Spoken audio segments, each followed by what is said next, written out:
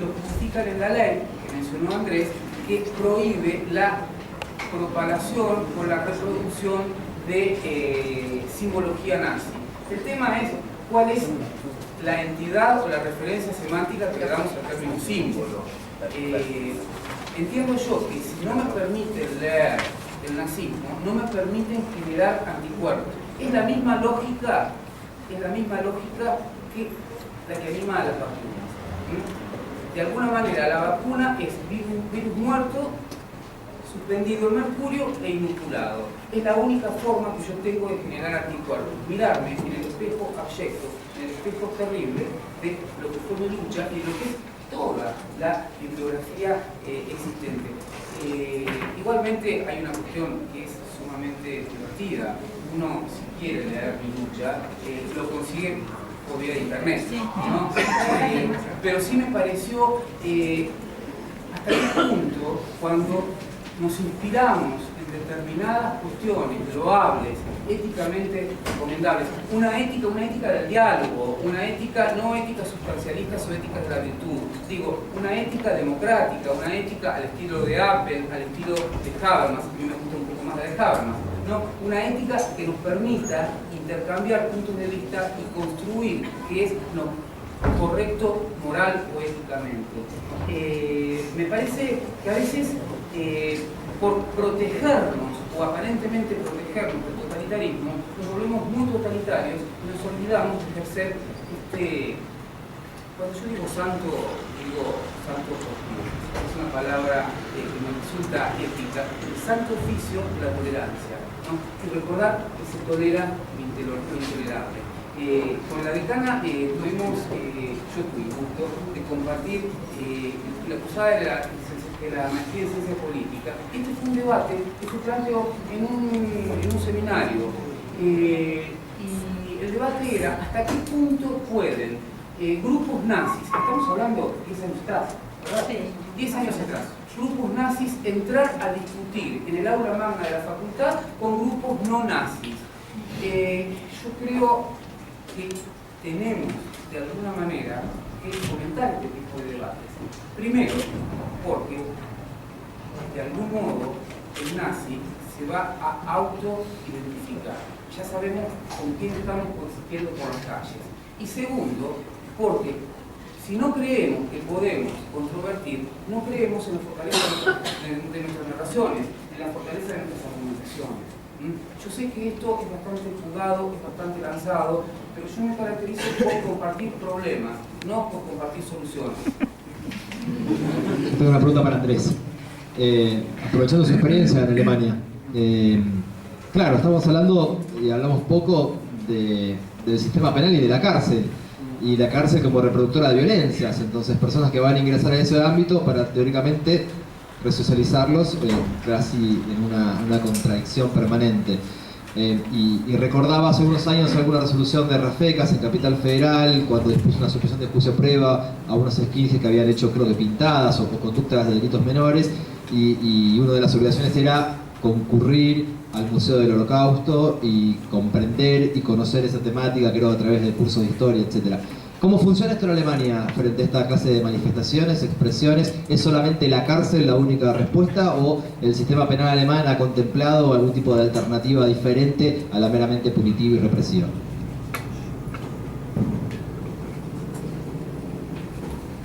Gracias por la pregunta, Juan. Yo creo que sí, creo que en primer término la respuesta es respuesta punitiva. Y creo que las normas penales son mucho más estrictas que en Argentina. Existe, por ejemplo, el artículo 84, el artículo 85, en el hecho que creo que es una discusión que no se ha dado muy fuerte acá en Argentina, que es qué tipos de partidos políticos, o sea, la continuación de qué tipo de partidos políticos puede ser delictiva. O sea, ya se estipula, por ejemplo, en el artículo 84, el parágrafo 84, que cuando existe un partido político que fue proscripto por el Tribunal Constitucional alemán, la continuación de ese partido político es un delito. También lo es, según el parágrafo 85, la organización que sustituye ese partido político. También lo es, digamos, según el artículo 130, este tipo de lo que hablaba Leonardo recién, o sea, organizaciones que tienden a efectuar propaganda en pos de organizaciones que intentan imponer superioridad racial, superioridad de una determinada nacionalidad, etcétera, etcétera.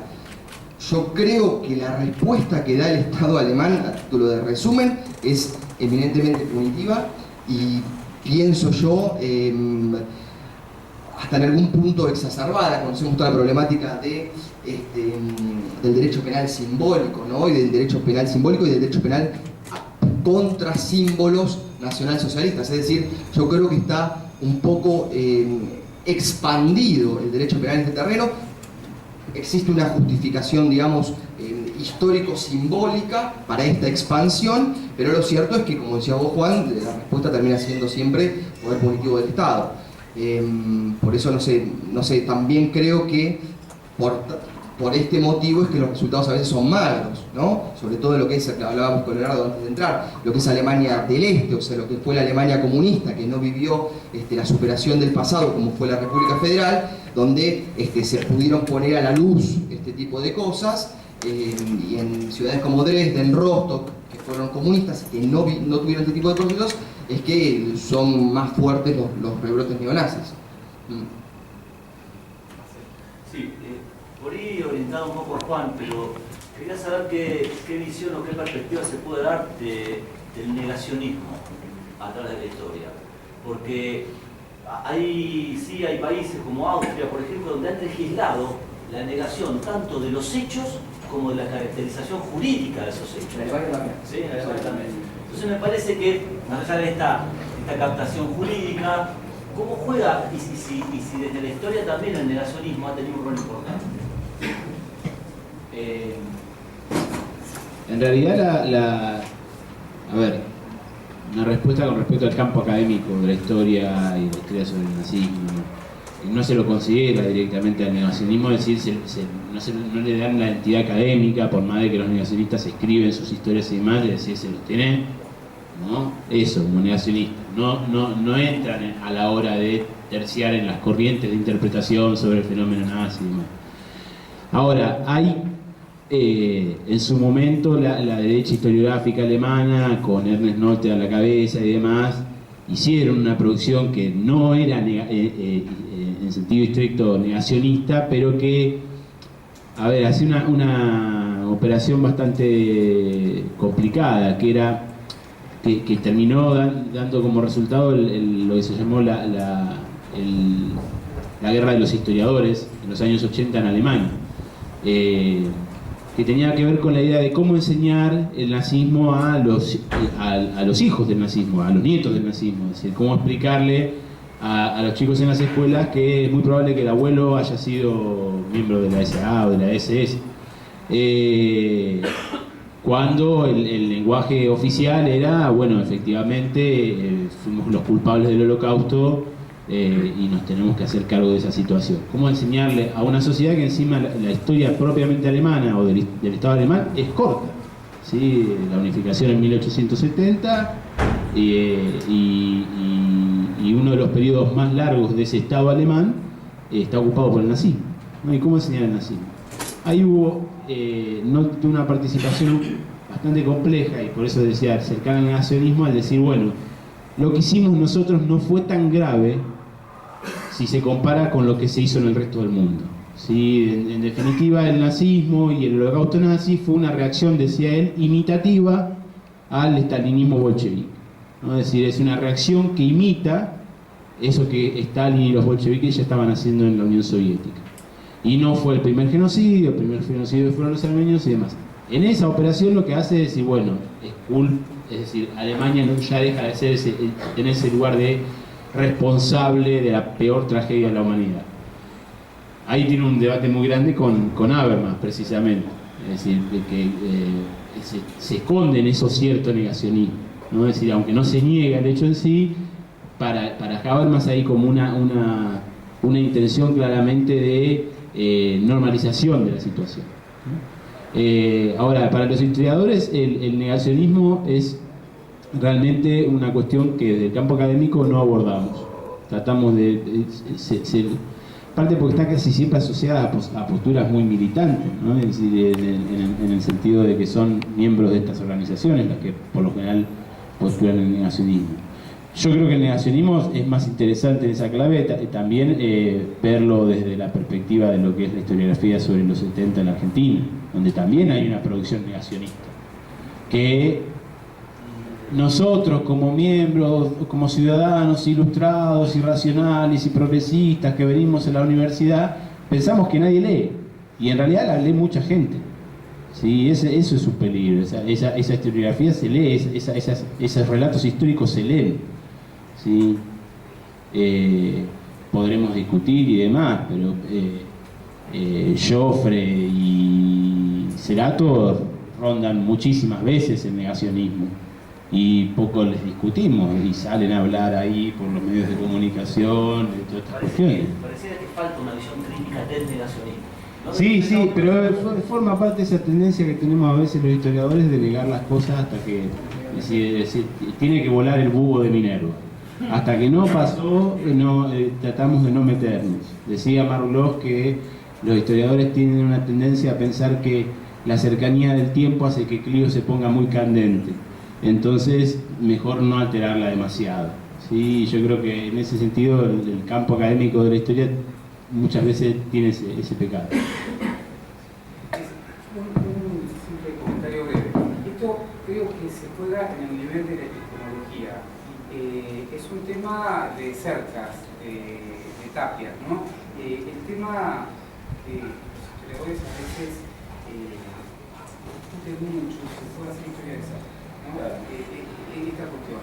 Y para muchos historiadores el holocausto está todavía demasiado cercano, ¿no? Para estudiarlo. Entonces lo dejan en manos de los sociólogos, de los antropólogos, de los etnólogos, etc. De la misma manera se ha hecho con el genocidio argentino, ¿no? Bueno, primero quiero saludar y agradecer la presencia de María Luisa Corletti, madre de Plaza de Mayo, que siempre está presente en estas actividades, integraba la mesa contra la violencia institucional, que esperemos pueda tomar nuevo andamiaje, que fue en su momento coordinada por Daniela, aquí presente, y también por Roberto Falcón. Bien, tengo 3 preguntas, vamos a hacerlas tal vez las 3 juntas, porque por ahí hay similitudes en las preguntas y podemos ver sí, y después cerramos, dice Marcelo Madina, sí, en seco, cerramos. Bien, Lore en primer lugar, Javier, después y Patricia. Por ahí yo quería, la pregunta está dirigida al doctor Falcone, por ahí saber su opinión respecto a la aplicación de la ley 3592 a los casos de puntualmente discriminación sexual por condición de género o si vamos a un caso, un ejemplo, por ejemplo, que haya una mujer transexual que es hostigada sistemáticamente, perseguida, amenazada por esta condición y hasta inclusive golpeada, porque, digamos, no entraría inclusive en el artículo 80, calificante que estamos explicando hoy, que muy bien explicaste, pero que por ahí no sería aplicable. ¿Cómo lo ves vos y cuál es tu postura? Javier. Sí, bueno, una corrección primero, que el nombre de la asamblea es por una sociedad sin fascismo, es un nombre, o sea, que va por la positiva, ¿no? O sea, que propone algo, no era anti o contra el gobierno. La pregunta va a Andrés también, no sé si están enterados que hay un proyecto de ley que hemos hecho con la Federación Argentina de LGBT, la Comisión Argentina por el Estado Laico, la Agrupación Nacional de Agricultores y la Sociedad de Inmigrantes de Cabo Verde. Es un proyecto de ley antidiscriminatoria, ¿no? Que volvimos a presentar el año pasado. De hecho, yo estuve sentado con Patricia Bullrich hablando de lo de Mar del Plata incluso, ¿no? Y bueno, quedó bloqueado justamente la Comisión de Legislación que presidía Patricia en ese momento. Lo principal, digamos, o sea, lo más contundente del proyecto tiene que ver justamente con los comentarios a través de las redes sociales, comentarios discriminatorios, ¿no?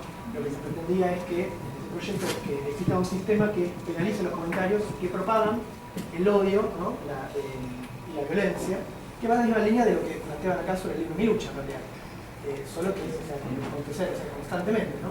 Lo vemos habitualmente en las noticias, ¿no? Como hay usuarios a veces falsos, ¿no? Que despliegan un odio inconmensurable. Quería preguntarle a Andrés qué opina de esto, ¿no? Y si considera necesario que se modifique la ley discriminatoria, que es desde el año 88, la misma, digamos, porque este proyecto además incluye otros pretextos discriminatorios, no solamente sexo, política, religión, raza y